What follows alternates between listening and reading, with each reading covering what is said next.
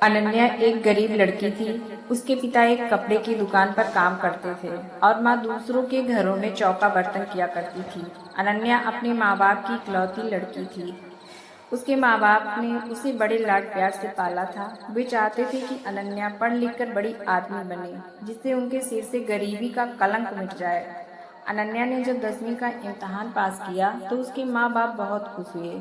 उन्होंने कस्बे के एक इंटर कॉलेज में उसका नाम लिखवा दिया। इंटर कॉलेज उसके घर से थोड़ी दूर पर था, इसलिए उसके माँ बाप ने किसी तरह पैसों का जुगाड़ करके उसे एक पुरानी साइकिल भी दिला दी, जिससे अनन्या को स्कूल जाने में परेशानी ना हो। अनन्या जब साइकिल पर बैठकर स्कूल जाती तो उसे लगता कि जैसे वह आसमान में उड़ रही हो। यह उसका बहुत पुराना सपना था जो उसके माँ बाप की वजह से पूरा हुआ था।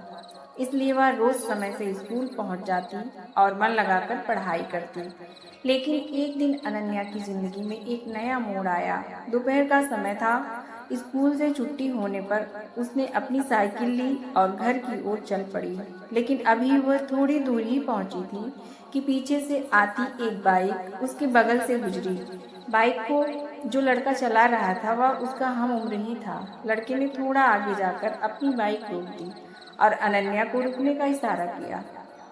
अनन्या उस लड़के को अक्सर रास्ते में देखा करती थी। जब भी वह स्कूल आती और स्कूल से जाती तो वह लड़का सड़क के किनारे खड़ा उसे निहारता रहता। शुरू शुरू में उसे देखकर अनन्या को बहुत गुस्सा आता था, लेकिन धीरे धीरे वह उसे अच्छा लगने लगा था।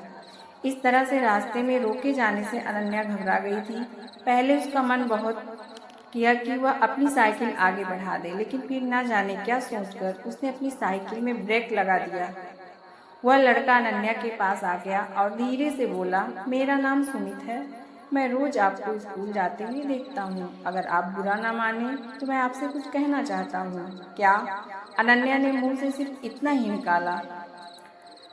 सुमित ने अपनी शर्ट की जेब से एक गुलाब की कली निकालकर उसके हाथ में रख दी और उसकी मुट्ठी बंद करते हुए बोला, मैं तुमसे बहुत प्यार करता हूँ। उठते बैठते सोते जागते हर समय बस तुम्हारे बारे में सोचा करता हूँ। मुझे कुछ भी अच्छा नहीं लगता।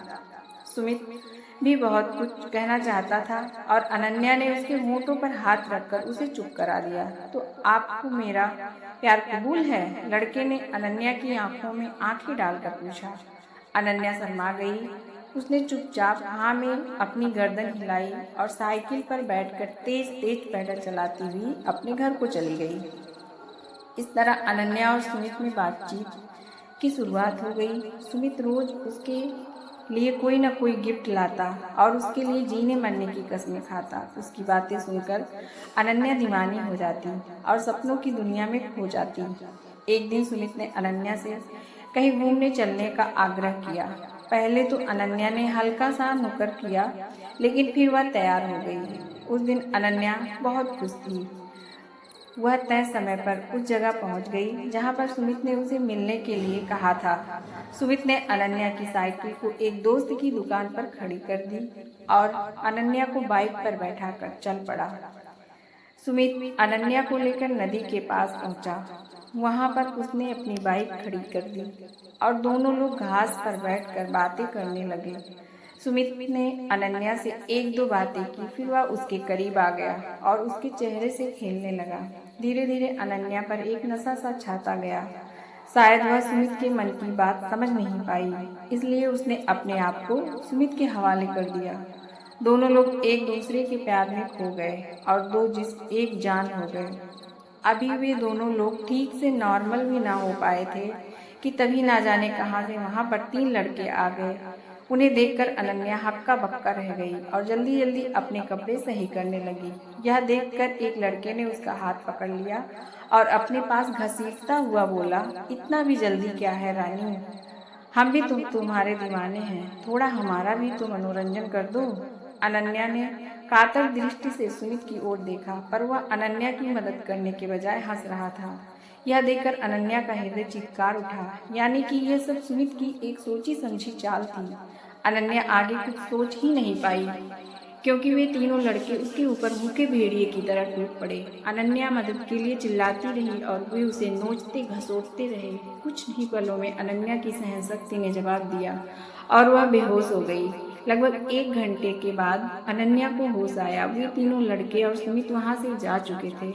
दर्द की वजह से उसके शरीर की प्रत्येक नस फट रही थी। उसकी आंखों के आगे अंधेरा छाया हुआ था। उसके सपने ध्वस्त हो चुके थे। उसे अपना जीवन समाप्त होता हुआ नजर आ रहा था।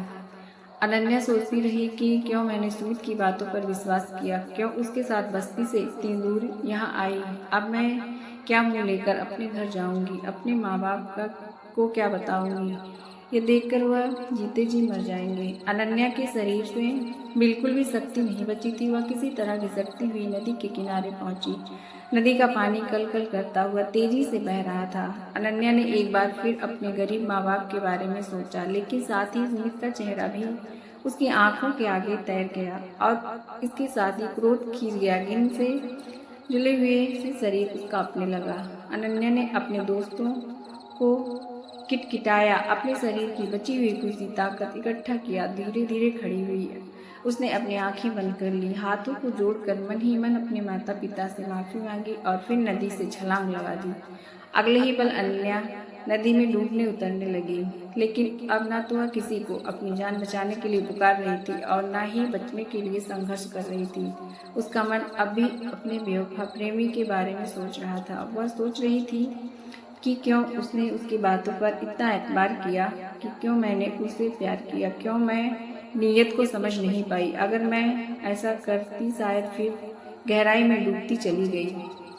दोस्तों, किसी से प्यार करना, किसी पर एतबार करना बुरा नहीं है, लेकिन अपने भीतर जज्बातों को पहचानने की क्षमता भी रखिए। किसी की बातों पर एतबार करने से पहले उसे एक बार जरूर परखिए। किसी को अपना तन मन सौंपने से पहले उसके परिणामों के बारे में जरूर सोचिए, नहीं तो आप भी अनन्या की तरह धोखा खा सकते हैं। आप भी उसकी तरह ठगे जा सकते हैं।